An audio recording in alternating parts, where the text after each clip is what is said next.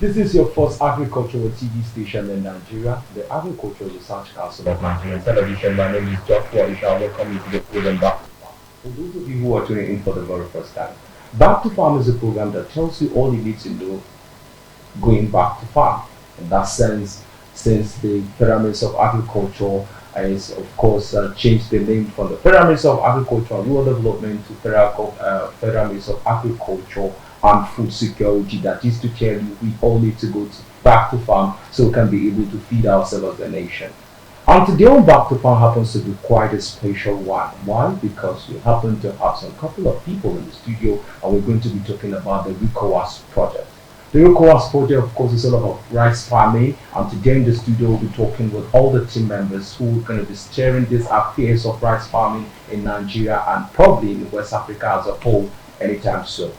And to introduce them here in the studio, right here by my immediate left is the Gender and Communication Officer, Hilda Homson Fonto. It's good to have you on the program. My pleasure, thank you. And then right next to them is the project coordinator himself, talking about Dr. Umar Abdullahi Umar. It's good to have you, Doctor.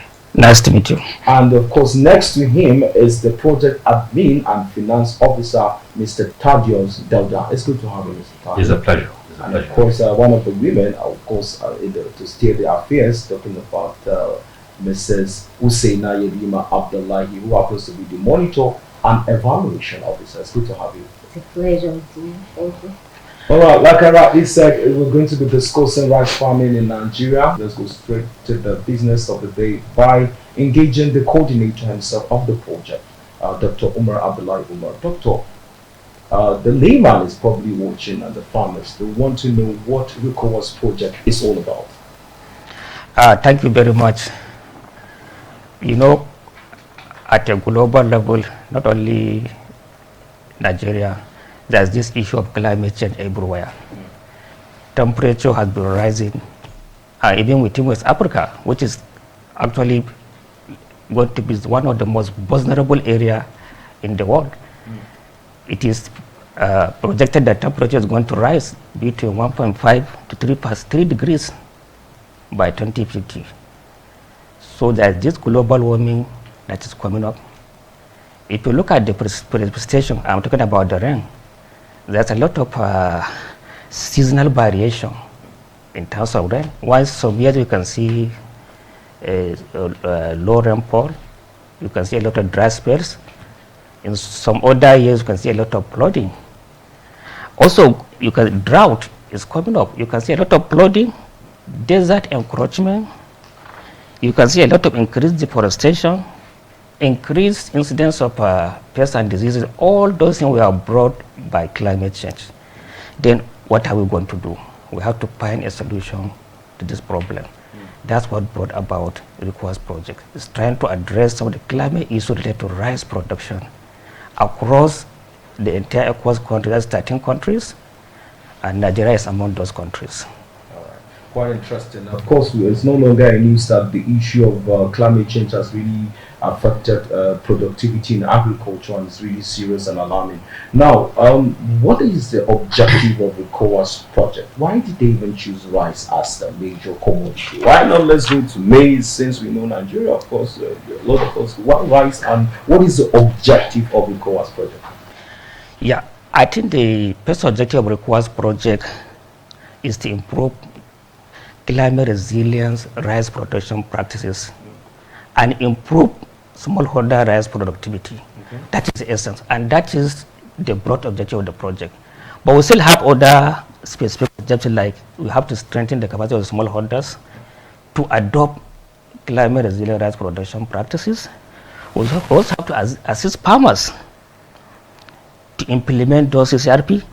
We also have to support also communication platform. We have to create communication platforms where these farmers can be interacting, where stakeholders can be interacting, so that they can change ideas.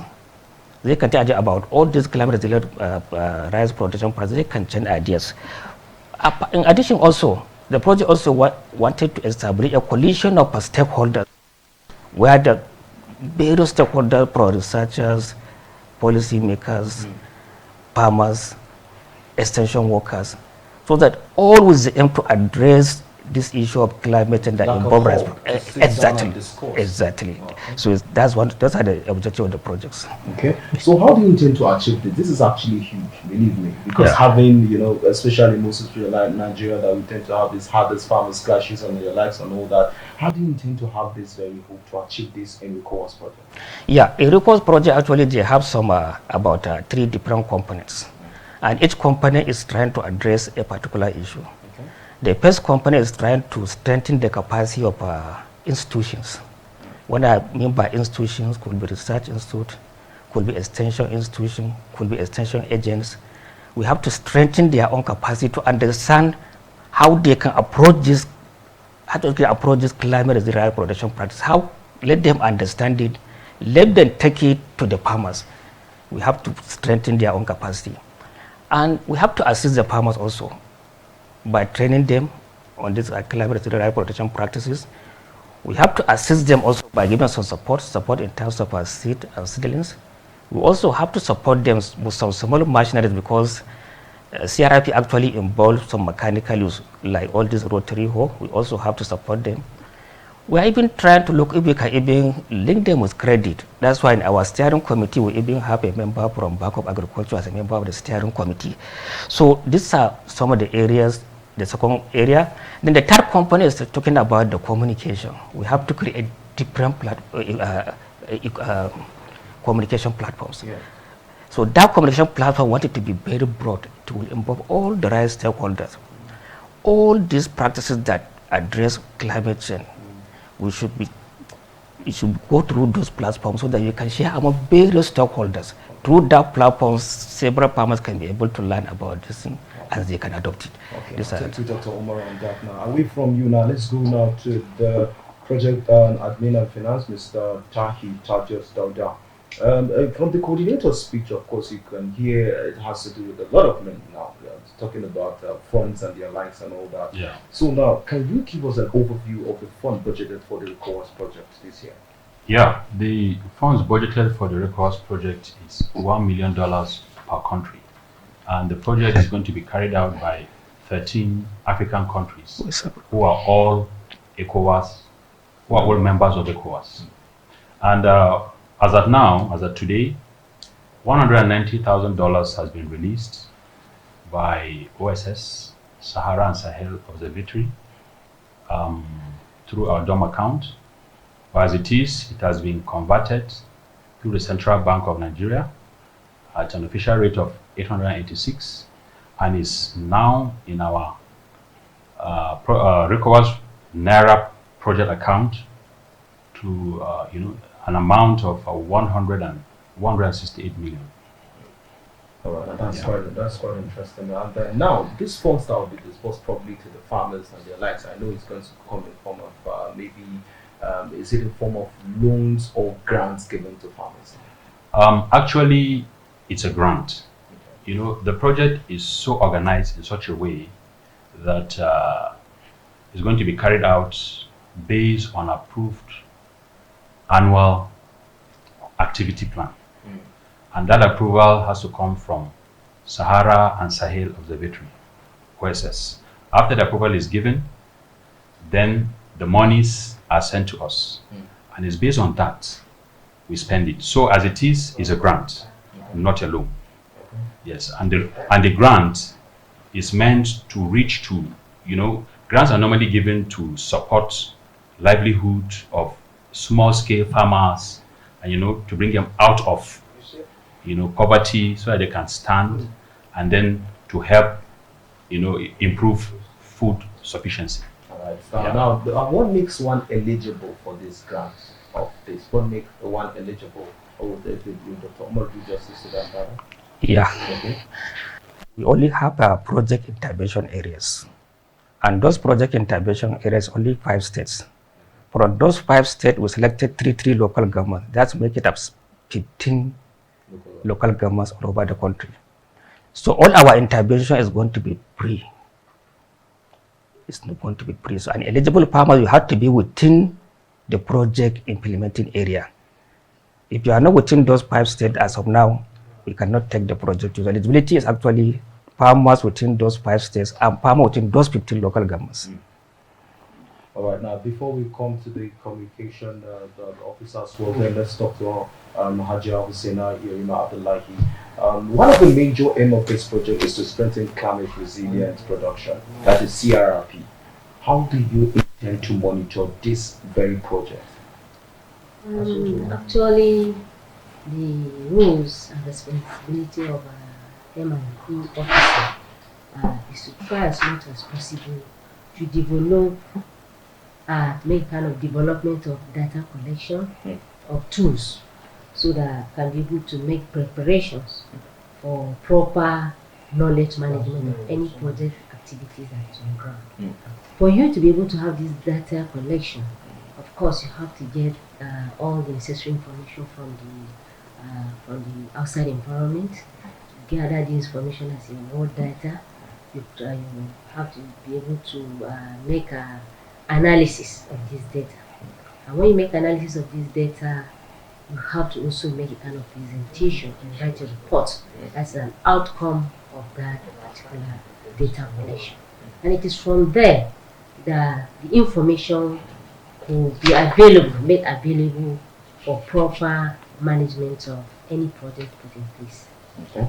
All right. Now, my next question to you is: how will your team be able to strengthen rice value chain through private partnership? Because I believe it's not just going to be a government sort of involvement or Ricowas rather. It has to be private sector now coming into this very project to play a role. Okay, Dr. Omar.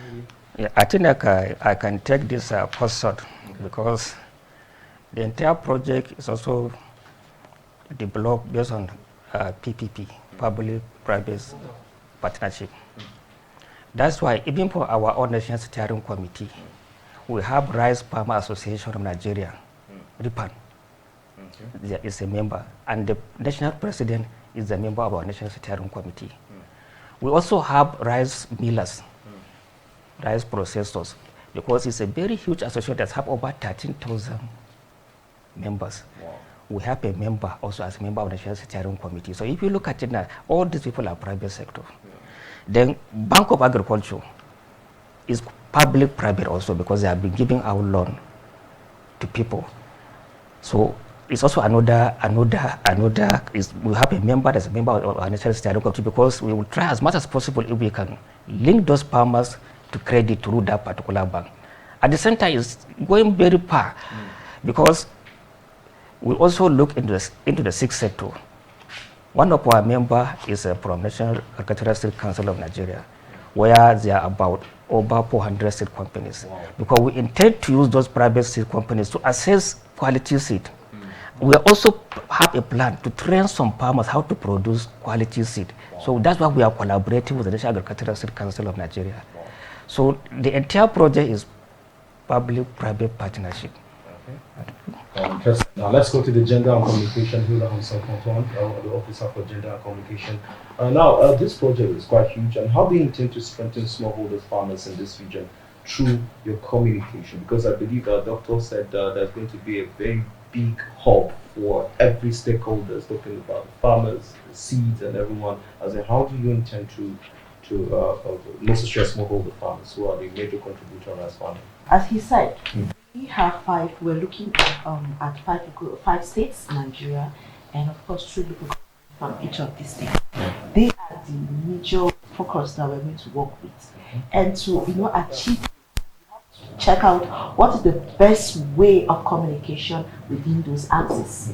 If it's radio, if it's television, if it's the social media, that's the first step we're intending to use. So we have to now know the best communication code that is best used in that local government. In that region, yeah. Yes, in that like region. in northern Nigeria, I have to do the radio. Which radio, of course. Now, if we're going to pick radio, for instance, now, what base language will we use? Is it Hausa? Is it English? Is it their local dialect? We are going to work according to that because our aim is to reach the point and to reach that farmer because that is the focus of the project.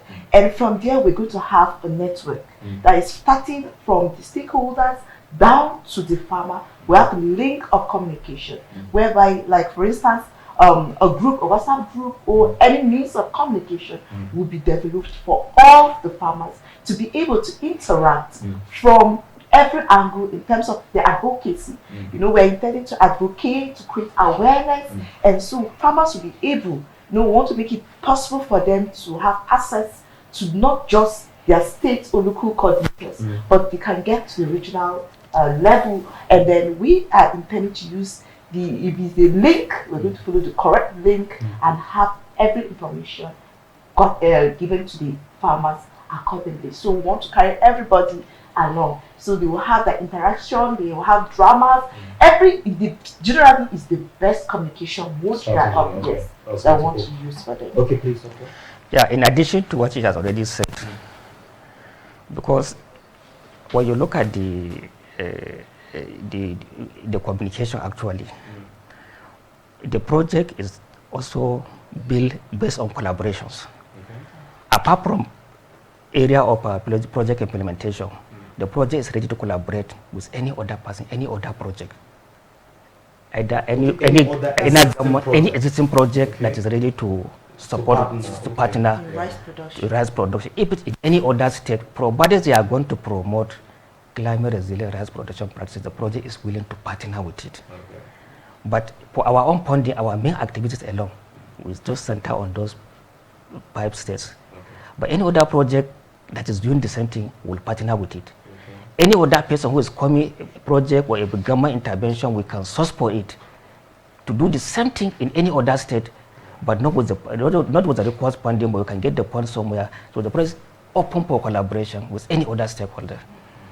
Now, of course, I can say this question is already obvious. We have 2 gentlemen and 2 ladies as well. So talking about gender equality, I think to an extent that's already playing a role. So now to the communication officer now, Ricowas is going to make, how is it going to make gender equality? Because I believe, according to statistics, shows that rice is predominantly farmed by women now. So now, most especially the Kanos and the right and maybe Gombe and the rest.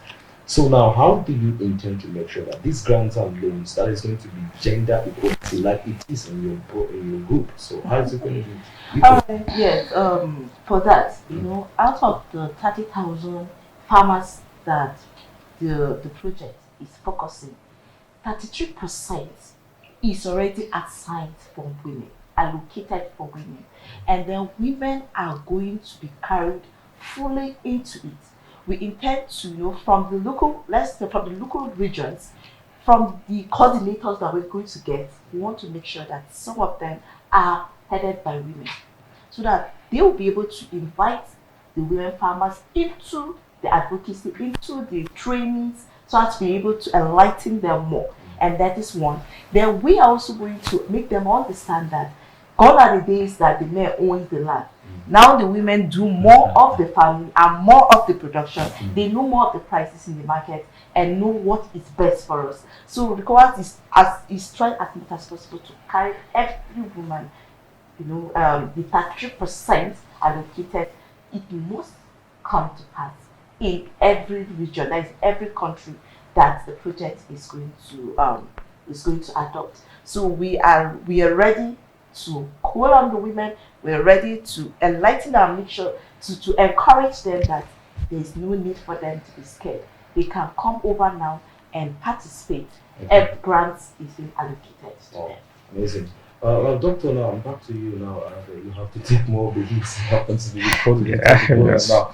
So, what are the implementation strategy? Because I believe a lot of projects have surfaced like that, and then they end up not knowing what model to use to make sure these have a very smooth flow. Most especially, these days in Nigeria, farmers now are really now in town to farm. So what are the strategies in place to make sure you go to the nitty-gritty, to the bushes, to the areas to implement this Ricowas project? Thank you very much. And if I can take it from up, this project is a regional project. All the 13 ECOWAS countries are involved. So at a regional level, we have what we call regional implementing entity, which is Sahel and Sahara and Sahel Observatory, that's OSS. They are actually based in Tunisia. Those are actually the one that are implementing the project at the regional level. Okay. They are the one that actually developed the project with our own support. Because this process of development, this requirement, I think begins sometime in 2019. It's only realized, it has been delayed because of COVID. just realized now. So at the regional level, the OSS is the implementing entity. Still at the regional level, there's other technical partners. We have Cornell University. Cornell University has been promoting system right intensification. This is one of the climate resilient health protection practices. They have been promoting these practices for a number of years in Nigeria, Burkina Faso, so many countries across West Africa. So they are coming at the regional level as a technical partner. Some of our trainings that are going to do at the national level, certainly they are going to be done by representatives from Cornell University because they knew those practices better than us. Still at the national level, we have CORAP. CORAP is like a regional organization that actually dealing with research. All the research institution, or I can say research organization in the entire West African countries were being controlled at the regional level by CORAP. CORAP certainly is going to be another technical partner of the project at the regional level. They are based in Senegal. Then coming down to the national level, that's where we are here. We are the one to implement at Nigeria now. It's a chain. We are the one to implement the project in Nigeria. The same thing, if you go to any other country, it's the same arrangement. Then coming down to us, we have to go to the states now. We have to get a state coordinator. So our next activity is mobilization. We have to establish structure at state and local government levels. So we'll go to the state, we'll try to get a coordinator, to the local governments to get lead farmers. Each lead farmer actually can mobilize like 30 or 40 farmers. You see, we establish structure. If you look at it now, from the farmer, we have a lead farmer, we have extension agent at the local government who is looking at all those farmers. We have a state coordinator. We are here at the national level.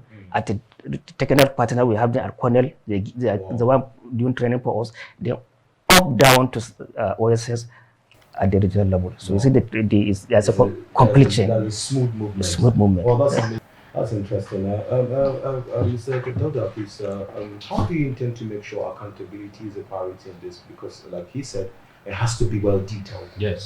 So of course, you have to be traveling here and there and all that. How do you intend to make sure that every kobo is well accounted for in the Ricowas project? We will follow the standard of the Nigerian public financial sector regulations, and then the standard of OSS financial guidelines. Okay.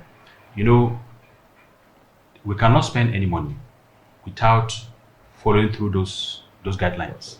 Like, for instance, a money that is meant for travel must certainly only be spent on travel and nothing else. So these are the standards we're going to ensure that we follow. Well, interesting. Those in addition to what he has already said, these monies are grant. Yes. It's not a loan. So definitely we have to abide by their own guidelines too. Grants. Yes, of guidelines of grants. So they have a detailed guideline that we have to follow. They have their own financial reporting system. But all of them, they are also in line with our financial regulations. The all of them is trying to create all this transparency. So I think we are good to go in that aspect. Okay. Now, why is the project focusing on rice? Why not some other commodities? Rice. Of course, Nigeria is a major, one of the major rice consumers in the world. I mean, we know rice is important, but come on, why rice that is seasonal, and then why not something that's really all around? Rice is not seasonal in Nigeria, just to correct you. Okay. Because we grow rice under irrigation, we grow rice under rainfall. It's all year agriculture. In fact, in some places, they grow rice 3 times. Wow. Yeah. So the reason why I think maybe rice was chosen, if you look at the other crops, let's take for example other grains.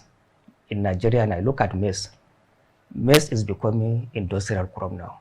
Looking at the this poultry industry now, poultry that has sprinkled everywhere. It is the essence that even the government has to give them waiver to import maize. So it's like we are competing with industries now. Sure. True. If you take up sorghum, for example, now it's becoming an industrial crop also. The malted sorghum is end up in the breweries now. Most of the malt drink you are drinking now is sorghum. It's not actually made from barley, whatever. So sorghum is becoming industrial crop now. Then if you look at millet, millet has a limitation. It's only limited to Sahel zone where the production is. Now coming to rice, no industry is buying rice to produce it except food. So essentially rice is a food security crop. 100% food security crop.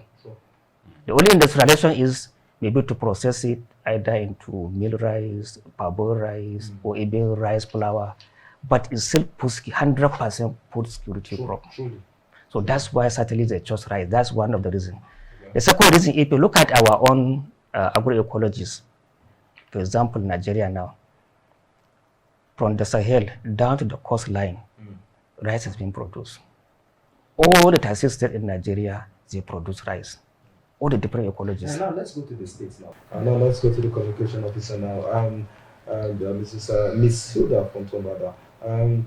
Rice farming, of course, we know women are so much in it. So there are some of these women, of course, I know you're going to go with campaigns on radios, jingles, and their likes that barely don't know English. And some, if we talk about Hausa, what do you think to use as a tool?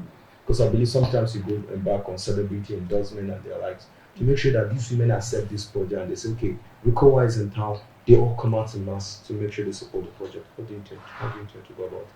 Thank you. You know, the project is planned and is aimed to strengthen rice resilience as a way of eradicating food security. Whatever mode, whatever language, whatever code, that after our monitoring, of course, we go out for monitoring, we go out to observe to know what is best used in the community before we go down to the community. So during the planning, we definitely find out what base language or best communication medium is best used in that communication and in that community or region rather. For instance, if we talk about Gombe and we pick one of the local governments in Gombe, because basically we are focusing on the farmers and of course women, then we find out, okay, what is best used and what is best accepted in that local government. We don't expect us to use the same, for instance, radio in Ebonyi, you know, because maybe they don't understand Hausa. And when we come down to the other parts of the states, and we can also, the best language and best communication mode is used. But we will get that from our monitoring and planning first, then we'll make use of it. So, but radio and other mediums of communication and link is going to be used in all the local government regions. Yeah, in addition also, part of the project activities at component 3 is to develop a communication strategy of the project. So there's going to be a study. That study will go around each and every project location. They will look at what strategies are they going to use to communicate to those people in that area. So a strategy is going to be developed. Communication is going to develop for the project even before within is most likely within this 2024. With me here in the studio, I've been discussing about the Ricowas project on the rice farming in West Africa. All right, many thanks for staying with us here on Back to Farm. Of course, you know, we don't move back to farm very soon. Food will not be on our tables because Nigerian population is growing by the day. And of course, Federal Minister of Agriculture has declared the agriculture sector as a state of emergency. So take up your hoe and roll up your sleeves and let's go back to farm. See you same time, same station some other time. Bye for now.